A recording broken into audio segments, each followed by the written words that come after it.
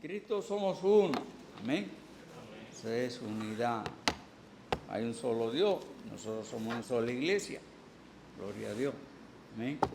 Buenas noches, hermanos. Dios me los bendiga rica y abundantemente. Le damos la honra y la gloria al Señor por permitirnos estar otra vez aquí en la casa del Señor para traer la palabra del Señor. Que seamos de gran bendición. Pido sus oraciones. El hermano Saúl me llamó ahorita y pide sus oraciones. Tiene cita con la cardióloga mañana, así que pide cita por esa cita, oración por esa cita que él tiene, ¿verdad? Que el Señor pues, le dirige en todo eso. También pues pido oración por la obra en Moca. En Moca en esta semana, en el día de hoy, empezó la escuela de verano también, gloria a Dios. Hacía como 10 años que ellos no tenían escuelita de verano y gloria a Dios le hemos estado animando y hay un hermano que está ayudando en tener la escuelita de verano allá. Llamé ahorita para ver cómo estuvo el primer día. Mi hermana Aurelia me dijo que estuvo un poquito húmedo, que cayó un diluvio, pero gloria a Dios. Hubo un grupo de 8 jóvenes, 8 niños, ¿verdad? Para el primer día, así que damos gloria a Dios por eso. Amén. Así que oremos por eso, oramos que el Señor abra puertas, bendiga esa iglesia, provea la familia pastoral que ellos necesitan. Amén. Amén. Acompáñame por favor al libro de Jonás. El libro de Jonás. Siempre que llega a la escuela de verano me acuerdo del corito de Jonás. Jonás no le hizo caso al... Aquí no cantan eso. ¿Qué no cantan eso? Hay que aprender eso y el de Sansón. Jonás no le hizo caso a la palabra de Dios, por eso el mar profundo, la gente lo tiró. Y vino un pez muy grande, ¿y qué? Chucrum, se lo tragó. ¿Por qué? Porque él no le hizo caso a la palabra de Dios. Bueno, les di tiempo de que encontraran el libro de Jonás, capítulo 4, y vamos a meditar en el versículo 4, y vamos a sacar el punto del cual vamos a meditar en esta tarde. Jonás 4:4 dice la palabra del Señor, y Jehová le dijo, hablando el Señor con Jonás, ¿haces tú bien en enojarte tanto? ¿Haces tú bien en enojarte tanto? Vamos a orar. Padre eterno y glorioso, en esta hora volvemos a tu presencia. Te seguimos dando toda la honra y toda la gloria. Gracias, Señor, por todo lo que estás haciendo en la iglesia.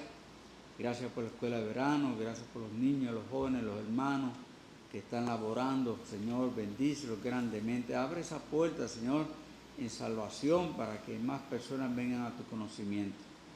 Ahora pedimos tu bendición por tu palabra. Ayúdanos a entenderla, a comprenderla, a recibirla y sobre todo, Señor, ponerla en práctica. Que no salgamos solamente oidores, sino hacedores de ella. Gracias, Señor, en el nombre glorioso de Jesús. Amén. Amén. Aquí encontramos a Jonás. Todos conocemos, creo que conocemos la historia de Jonás, el profeta a los de Nínive. ¿Quería ir Jonás a Nínive? No. ¿Por qué? ¿Quién sabe por qué? No le pagaban lo suficiente para ir para allá. El pasaje estaba caro. ¿Por qué Jonás no quería ir a Nínive? ¿Perdón? No lo digo, varón, perdón. Sí, pero él no quería ir, no sabía eso. O sea, él lo presentía, pero ¿por qué él no quería ir? ¿Ah? ¿Por qué?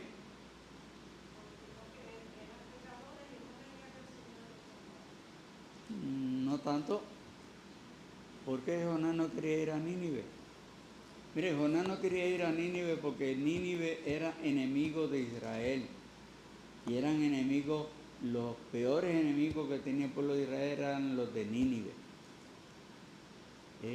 Cuando Jonás supo que Dios quería destruirlo, por decirlo así, Jonás se alegró. Pero cuando Jonás supo que Dios quería que el pueblo de Nínive supiera que Él los iba a destruir y que el mensajero que Dios estaba utilizando para que el pueblo de Nínive supiera que Dios los quería destruir era Jonás. Y ahí es donde empezó el problema en la vida de Jonás. Y vemos a Jonás en el capítulo 1 haciendo ¿qué? Huyendo. Dios, aparentemente tratando de huir. ¿Podemos nosotros huir de Dios? Jamás. No hay sitio donde nos podamos esconder, donde Dios no nos vea. Pero Jonás se lo creyó y cogió un barco ¿hacia dónde? Hacia Tarsis. Pero la voluntad de Dios no era que Jonás huyera a Tarsis. La voluntad de Dios era que Jonás fuera ¿a dónde? A Nínive. Y Dios le demostró a Jonás de su poder. Pero a la misma vez Dios le mostró a Jonás de su poder y prácticamente, por decirlo así, de su misericordia. Porque Dios envió esa tormenta para hacerle saber a los del barco que la voluntad de Dios era que ese hombre que iba en ese barco no estuviera ahí, sino que estuviera en Nínive. Y Dios envió la tormenta y abrió la razón de los marineros y abrió la razón de Jonás y les dijo, mira, la tormenta es culpa mía, si ustedes me tiran al agua esto aquí se acaba. Y así sucedió, tan pronto a Jonás lo lanzaron al agua. ¿Qué pasó con la tormenta? Se calmó. Pero Dios tenía otro motivo. Dios tenía ¿a quién?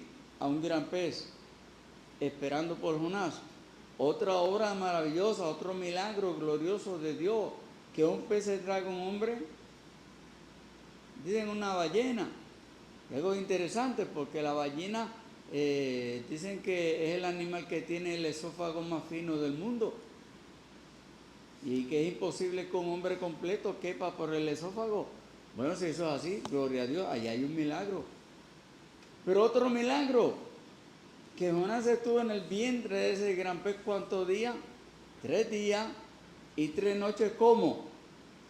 Vivo. Si hubiera estado, algunos creían que Jonás se murió, pero no. Algunos piensan que Jonás se murió y que Dios lo resucitó cuando la ballena lo vomitó. Pero la principal enseñanza es que Jonás estuvo vivo en el vientre del gran pez. 3 días y 3 noches hasta que la ballena lo vomitó. Después que Jonás se arrepintió y arregló cuenta con Dios en ese momento, en obedecer el mandato de ir a Nínive. Pero todavía en el corazón de Jonás no estaba convencido de que le hablaran a los de Nínive, y Jonás hizo la obediencia, o sea, el mandato de Dios, como decimos nosotros los boricuas, a regañadientes, sin querer. Algunos piensan que Jonás lo hizo, pues, obligado, con el brazo torcido. Otros tienen otra idea. Pero lo que queremos ver en esta noche, mi hermano, aquí en el capítulo 4, es cómo encontramos a Jonás después que oye el mensaje en el capítulo 3, de que cuando el pueblo de Nínive oyó el mensaje de parte de Dios a través de Jonás, ¿qué hizo todo el pueblo de Nínive? Se arrepintió. Desde el rey hasta los ratones y cucarachas que habían en el pueblo se arrepintieron y guardaron ayuno delante de Dios. ¿Y qué hizo Dios? ¿Los perdonó o los castigó? Los perdonó. Y ahí es donde empieza el asunto de lo que vamos a estar meditando esta noche. Vemos aquí en el capítulo 4 a Jonás, y en el versículo 1 dice apesadumbrado, o sea, triste, angustiado, dice en extremo, y dice allí, y se enojó. Vamos a hablar en esta noche acerca de eso, del enojo. Se enojó Jonás. Se enojó. ¿Por qué? Porque como dice en el versículo 2, oró a Jehová y dijo, ahora, oh Jehová, ¿no es esto lo que yo decía estando aún en mi tierra? Estando allá en su tierra. Va a mandar a Nínive, pero Señor, yo sé que tú te vas a arrepentir, yo sé que tú lo vas a perdonar, y yo sé que tú eres un Dios de misericordia.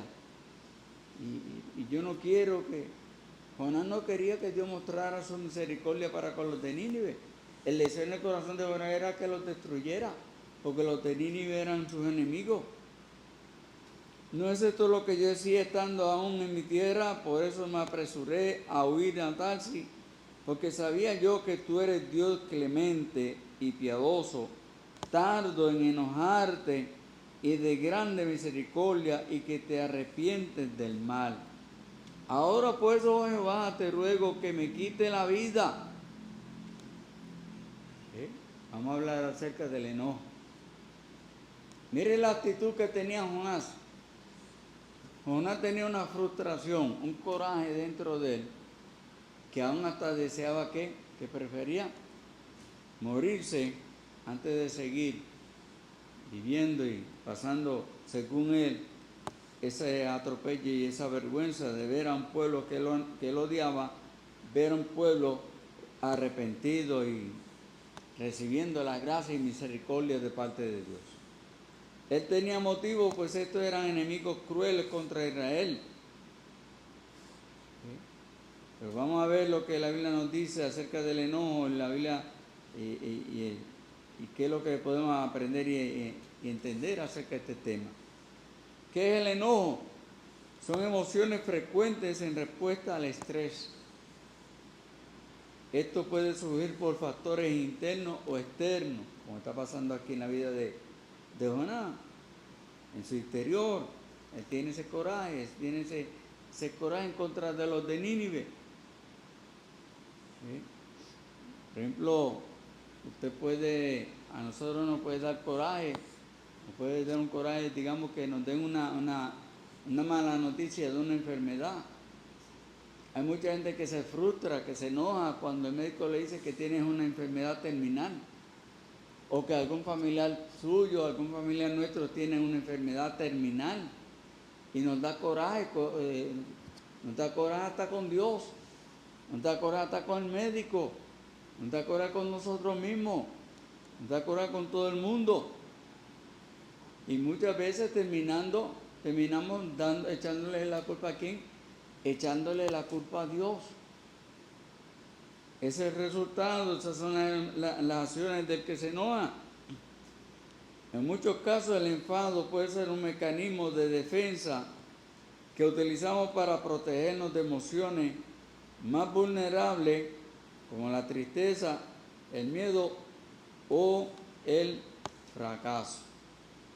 Y muchas veces el fracaso nos puede llevar, en el caso de Jonás, a enojarnos. Hay ciertos tipos de enojo. Hay algunos que se llaman agresión pasiva. ¿Qué es una agresión, un enojo pasivo? ¿Qué es un enojo pasivo? Pues hay muchos que no les gusta admitir su enojo y prefieren callarse.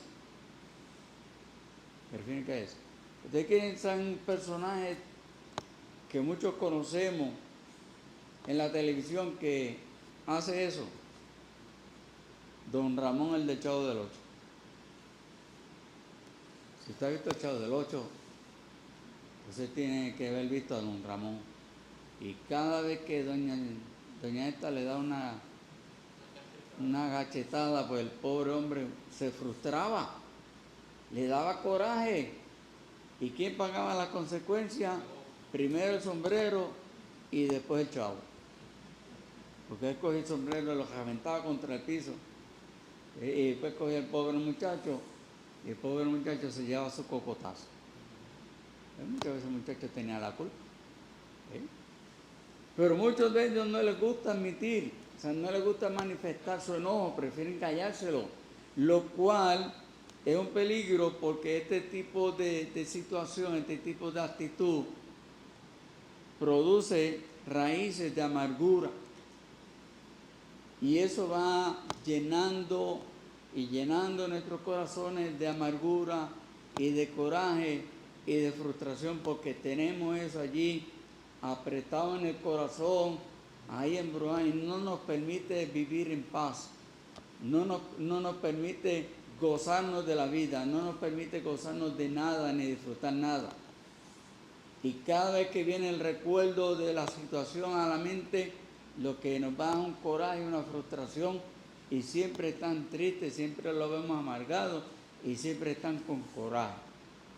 Esa es la característica de esa agresión pasiva. Otro tipo de agresión perdón, es la abierta. La agresión abierta tiende a ser de libre expresión. Lo que nosotros llamamos, siempre tenemos una expresión en boricua, los que prenden de un maniquetazo, los que se enojan, los que le gritan, los que son muy impulsivos, los que manotean, los que insultan, los que hablan duro, los que hasta quieren golpear, hasta quieren causar daño por culpa de un enojo, por culpa de un coraje. Esta agresión abierta tiende a ser de libre expresión, la cual muchas veces no mide lo que dice y lastima o hace más daño que bien. Son personas que hablan sin pensar ni medir las consecuencias. Hay un ejemplo que me gustaría leer allí en Segunda de Reyes, de un rey. Segunda de Reyes, vamos a ver lo que le pasó a este rey cuando pasó un coraje. Segunda de Reyes, capítulo 3. Segunda de Reyes, capítulo 3, versículo 26 y 27, dice ahí, Segunda de Reyes 3, 26. Y cuando el rey de Moab vio que era vencido en la batalla, tomó consigo 700 hombres que manejaban espada para atacar al rey de Edom, mas no pudieron, o sea, fracasó en el intento. Entonces, fíjate esto, arrebató ¿a quién? A su primogénito, cogió a su hijo que había de reinar en su lugar. ¿Y qué hizo con el muchacho? Lo sacrificó en holocausto sobre el muro. Y hubo grande enojo contra Israel, y se apartaron de él, y se volvieron a su tierra. ¿Hasta dónde nos puede llevar el enojo, la frustración? Hasta causarle la muerte a un ser querido, hasta causarle un daño terrible a un ser amado. Miren, nos puede llevar hasta causarnos daño a nosotros mismos. El suicidio.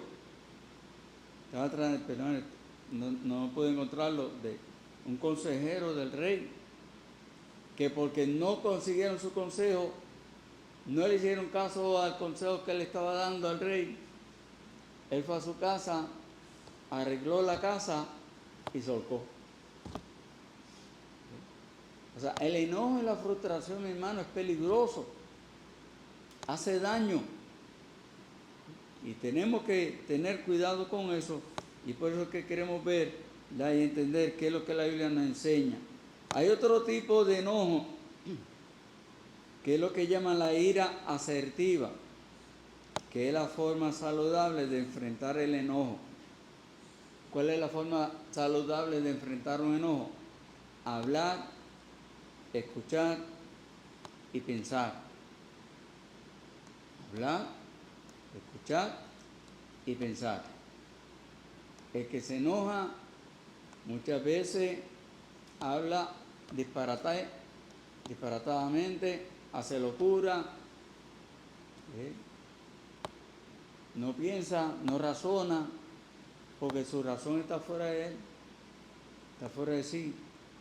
Pero la ira asertiva es la forma saludable, hablar, escuchar, pensar antes de hablar. Alguien una vez dijo, la razón no grita, la razón convence. Si tiene la razón, pues usted puede convencer, pero usted no tiene que gritar si tiene razón. El perdón siempre debe estar presente. Un dato interesante, ¿sabe usted qué enfermedades pueden surgir por causa del enojo? Enfermedades que pueden surgir por causa del enojo. Gastritis, colitis y dermatitis. Tres enfermedades, unas de ellas son peligrosas, ¿ya? Que pueden ser causa de mucho enojo, de pasar muchas frustraciones, y que tengamos mucho cuidado. ¿Qué dice la Biblia? El libro de Eclesiastés nos enseña allí, Eclesiastés capítulo 7, versículo 9, dice la palabra del Señor, Eclesiastés 7, 9, nos exhorta y nos dice: no te apresures en tu espíritu a enojarte, porque el enojo reposa en el seno de ¿quiénes? De los necios. O sea, que el que se enoja es un ¿qué? Es un necio. Es un necio. Actuamos neciamente cuando nos enojamos. O sea, el enojo nos puede llevar a actuar neciamente. Recuerde que el que se enoja muchas veces no tiene razón, no piensa lo que está diciendo, no piensa lo que está hablando, no piensa lo que está haciendo. ¿Sí? Tenemos que tener mucho cuidado. Proverbios 14, 17. Proverbios 14, 17 nos dice la palabra del Señor. Proverbios 14, 17. El que fácilmente se enoja, escucha bien, el que fácilmente se enoja hará locura. Hay un ejemplo bien bueno en la Biblia de un rey, Saúl. Saúl, cuando se enojaba con David, deseaba matarlo. Saúl era un rey frustrado, porque él veía que David tenía más victoria que él. Él veía que Dios estaba bendiciendo a David, y él veía que David era un posible sustituto de él como rey en Israel. Y eso lo llevaba a él al coraje, al punto de que cada vez que veía a David, lo quería ¿qué? Lo quería matar. Lo quería matar. No se conformaba con que David se iba de la ciudad y quería huir. No, él se le iba detrás porque quería atraparlo, porque quería matarlo. Así era el nivel de coraje que tenía Saúl. Y la Biblia dice que el que fácilmente se enoja hará locura. Hará locura. Y el hombre perverso será aborrecido. Porque el que hace locura se convierte en un hombre perverso muchas veces, la mayoría de las veces. Y este será aborrecido. Ahí mismo en Proverbios 14, 29. Gloria a Dios. 14, 29 dice: el que tarda en airarse. Mire, nosotros nos enojamos. Aquí ninguno de nosotros puede decir que nunca se ha enojado, que nunca pasó un coraje, o que nunca se va a enojar. Tal vez usted tiene una madurez espiritual muy buena que le puede ayudar a usted a que su enojo tarde en manifestarse. Y esa parte es bueno. La Biblia dice que el que tarda en airarse es grande de entendimiento. Mientras más usted se tarde en airarse, pues mira, más tiempo va a tener para reflexionar y pensar y hablar y sentarse y tratar de buscar la vuelta y resolver los asuntos y resolver el problema. El que tarda en airarse es grande de entendimiento, más el que es impaciente de espíritu enaltece la necedad. Volvemos otra vez que el que se enoja, el hombre que vive enojado toda su vida, la mujer que vive enojada toda su vida, es una que es un necio. Proverbios 15, versículo 18, perdón. Proverbios 15 y 18.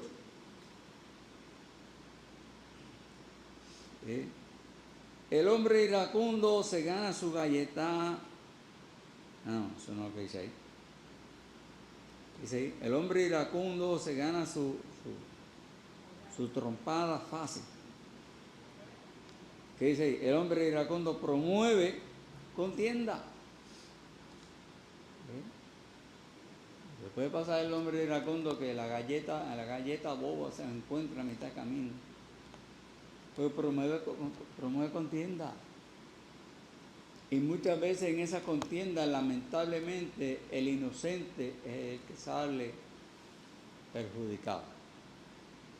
Pues cuántas veces no hemos visto noticias por ahí de personas que con un arrebato sacan un revólver y quieren matar a alguien y van y matan a alguien, pero en ese encuentro matan a otro que está al lado que no tenía nada que ver con el asunto.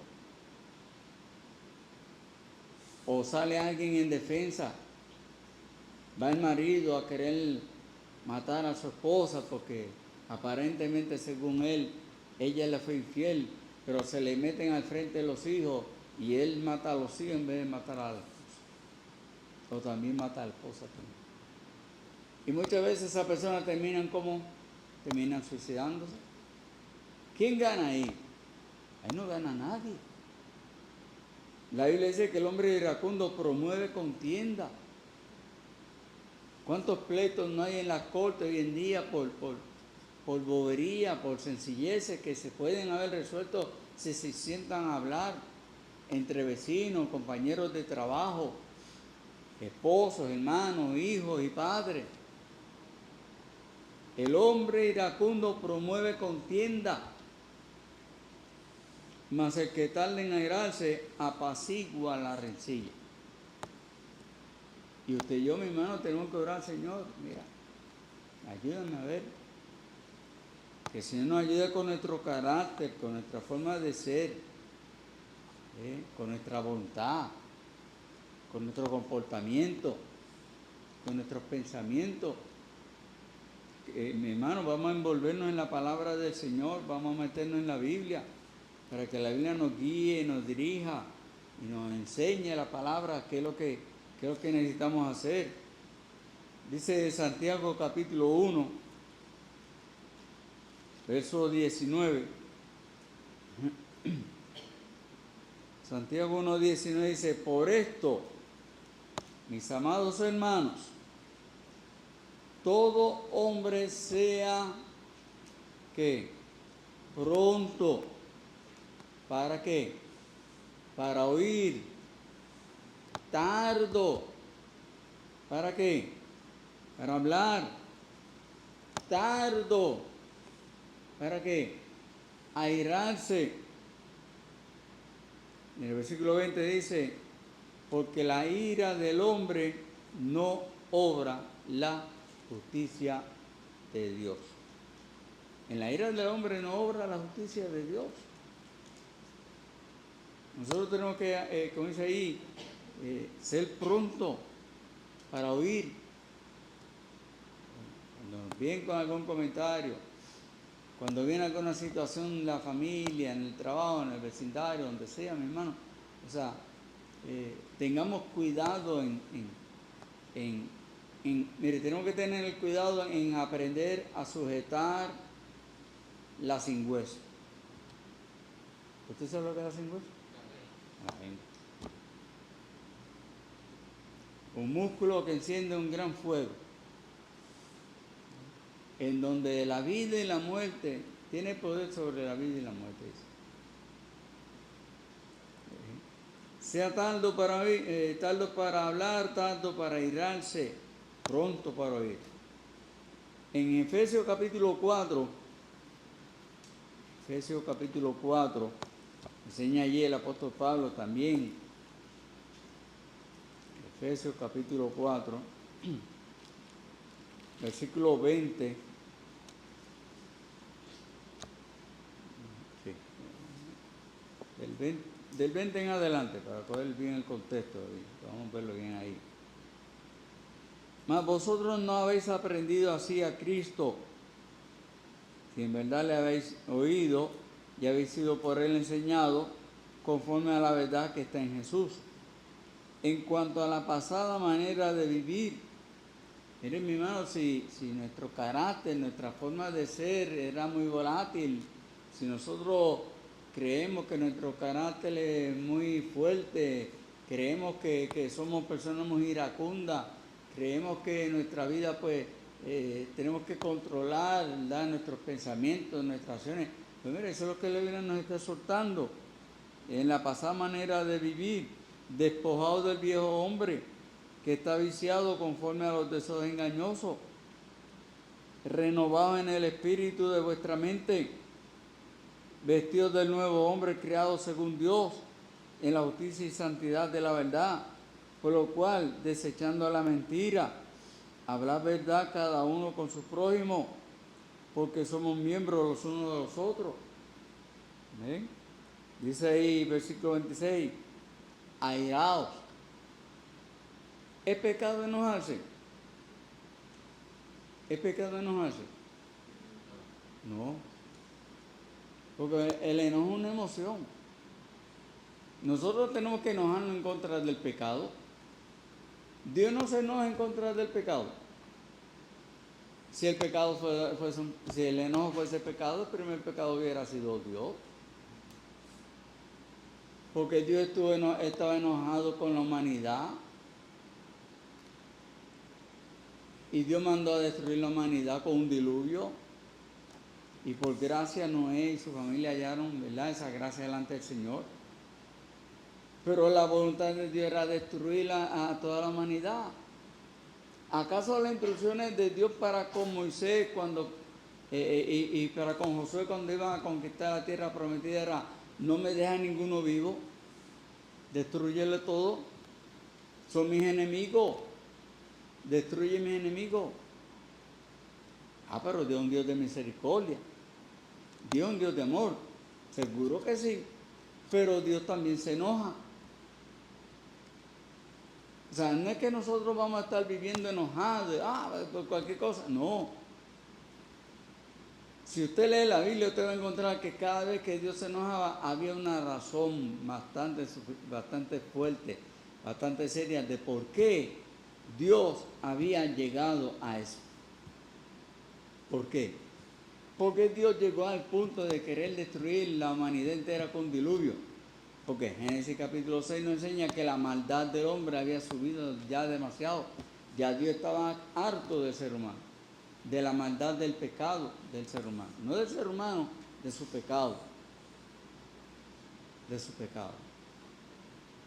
¿Sí? Y la Biblia nos enseña eso. ¿Y qué dice aquí Pablo?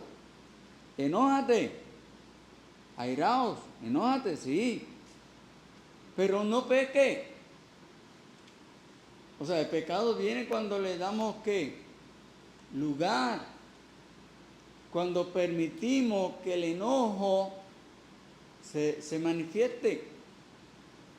Es por eso la bendición de que, como leímos ahorita, allí en Santiago, todo hombre sea pronto para oír, tardo para qué, para enojar, para hablar, y tardo para irarse. Por eso es que siempre mandan cuando te enojes cuenta hasta 10. Yo una vez intenté ese asunto. Y cuando llegué al 9 ya tenía las orejas calientes. Imagínense cómo estaba cuando llega el 10. No, esto no sirve, esto de estar contando hasta 10. Yo voy a tener que seguir contando hasta 100 por lo menos, a ver si me aplaca la ira, pero... Airado pero no pequéis, ¿por qué? Dice, no se ponga el sol sobre vuestro enojo. Si hay alguna situación que nos está causando ira y enojo, mire, lo más saludable es que ¿Qué decíamos ahorita? Hablar, escuchar, pensar, razonamiento. Vamos a sentarnos a hablar.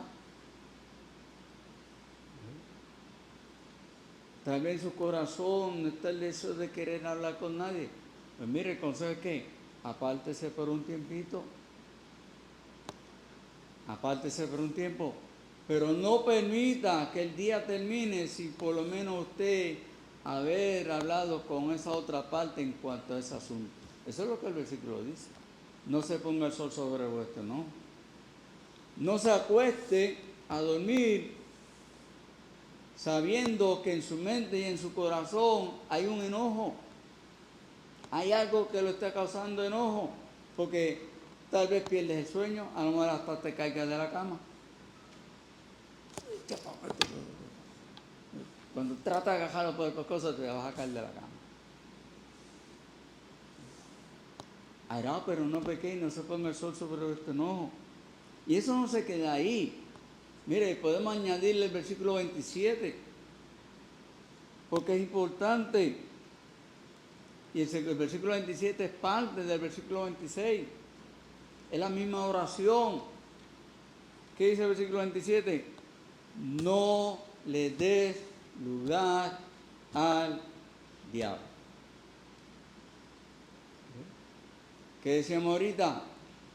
Que el hombre iracundo hace ¿qué? Locura. ¿Por qué hace locura? Porque le va a dar lugar al diablo.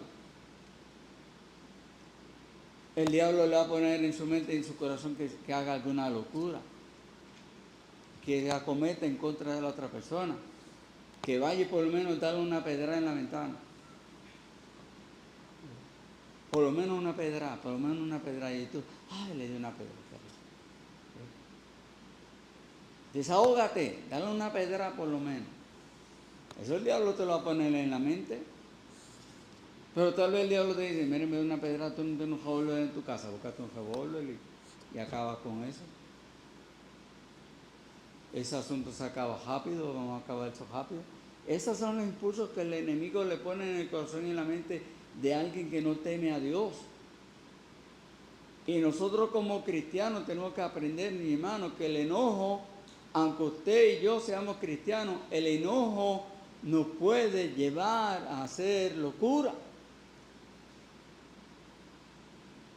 Seguro que sí. Mire, y vuelvo a coger otro ejemplo, el mismo ejemplo, Saúl. Pero Saúl, muchos dicen que Saúl no era cristiano, pero la Biblia dice que a Saúl lo escogió Dios. Y a Saúl lo puso Dios ahí. Él era escogido de Dios. Tal vez en su corazón pues no tenía el temor, no amaba a Dios, pero era el escogido de Dios.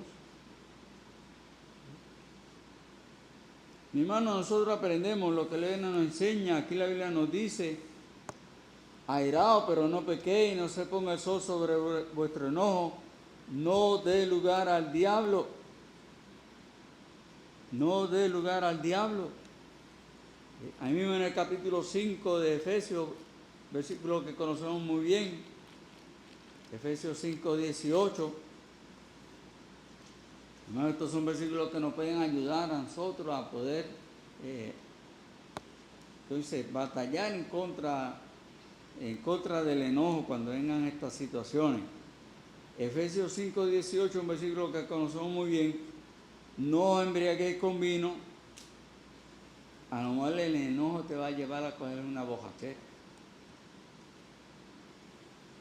Tú enojado, te metes allá y te metes una baja y te emborrachas, y por eso que empiezan a cometer locura también. Pero aquí no se refiere a eso.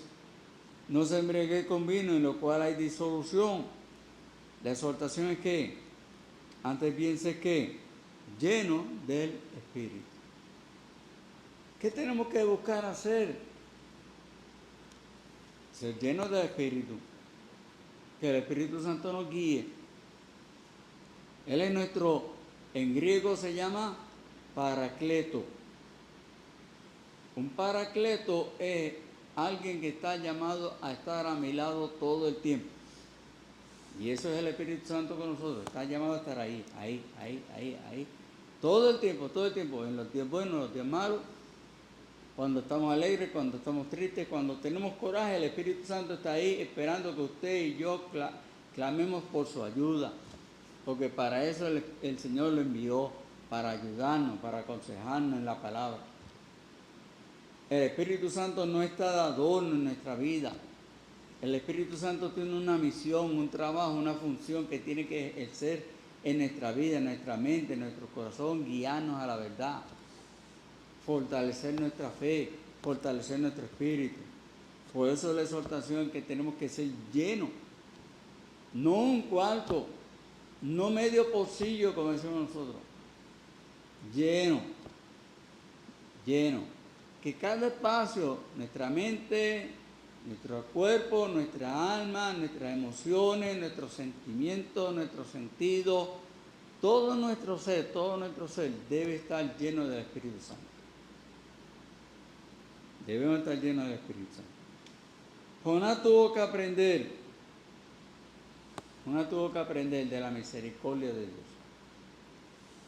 Después que Jonás habló con Dios, cuando vio el arrepentimiento del pueblo de Nínive, Jonás estaba allá con coraje y Dios lo bendijo poniendo una calabacera para que le cubriera, ¿verdad?